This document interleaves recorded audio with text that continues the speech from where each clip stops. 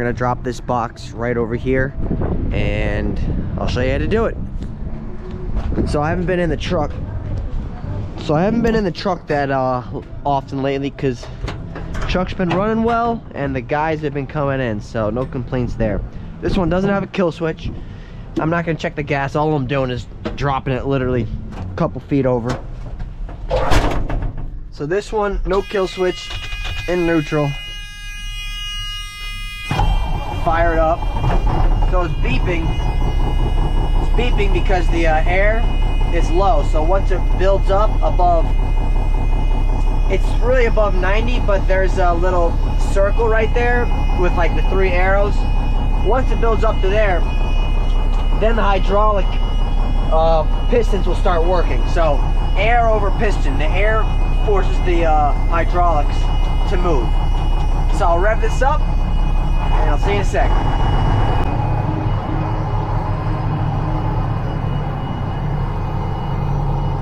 So once the orange needle goes past it, like once they get like this on the circle, then it'll stop that beeping. Alright, so you got an 8-speed. So 1, 2, 3, 4. Flip the switch up. 5, 6, 7, 8. And then when you're at the landfill, you got low. So I said 1, 2, 3. Really it's over, down, it's low, and then you can go 1, 2, 3, 4.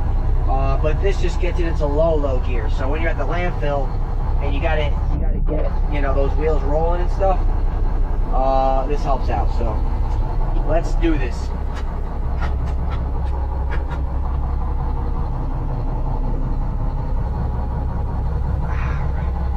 I guess the seat is not working.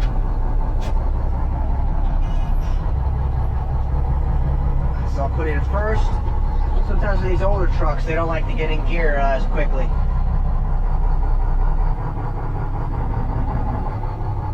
Nice and easy, that's all.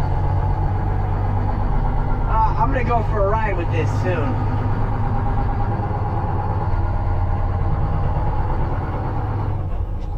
Alright. So the hinges, that's the furthest part on the roll-off. That's what I'm looking at right now. We're just going to take those and get it pretty dang close to that fence. That's good right there. Keep it nice and straight. So the box right here, like this pole, kind of out that way, so I'm probably going to, and I can always adjust it when it's in the air. So clutch all the way in, PTO on, clutch out. So you hear a different type of whining. So just to reduce my workload, PTO on, pull this back, lift the hoist.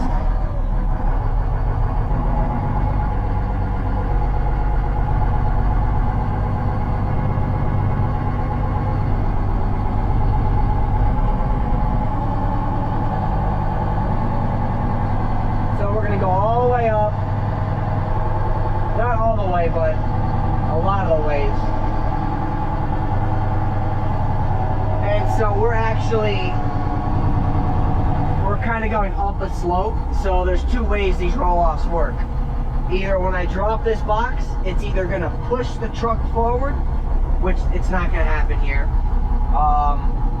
or nothing's going to happen. It's going to get a lot of slack in it, and I'm going to have to roll the truck forward. So you don't want to do that with a lot of slack. You just give it a little slack, roll forward. A little slack, roll forward. Well, I'm going to lift it a little further.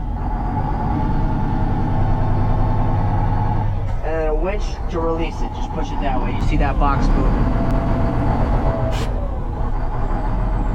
So I said there's 2 ways. So actually, I didn't think it was going to happen, but I don't even have the parking brake on right now. But basically when I'm releasing the winch, the box rolls back. And sometimes that doesn't happen if the wheels are like really rusty or they don't turn. And you can be in gear with the PTO on. Sometimes it doesn't like it. But you can be in gear, but you just want to go slow.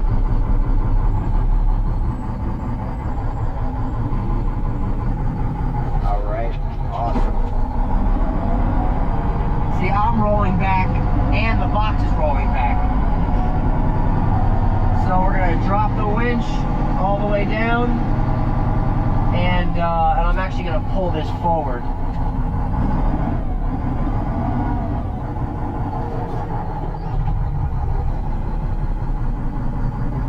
Because I don't want it so far back. There we go. So parking brake on, all the way down, winch all the way, give it slack. Give it slack, because when you get out of here,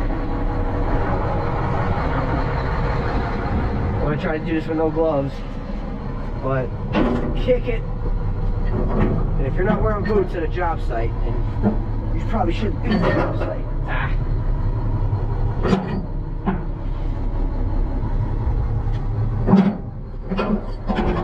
There we go. Right, I'm just gonna park that right over there next to my truck.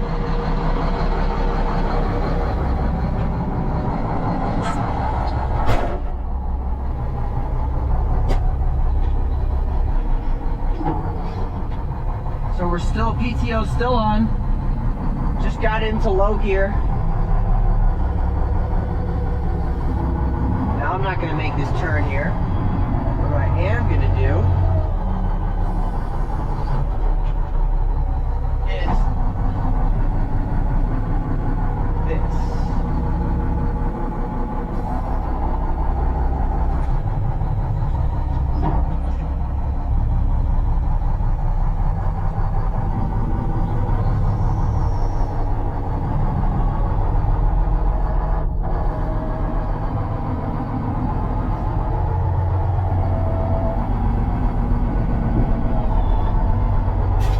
Off, it'll disengage once I get that clutch.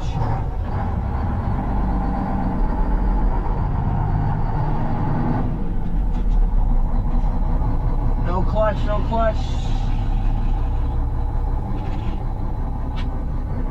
There we go.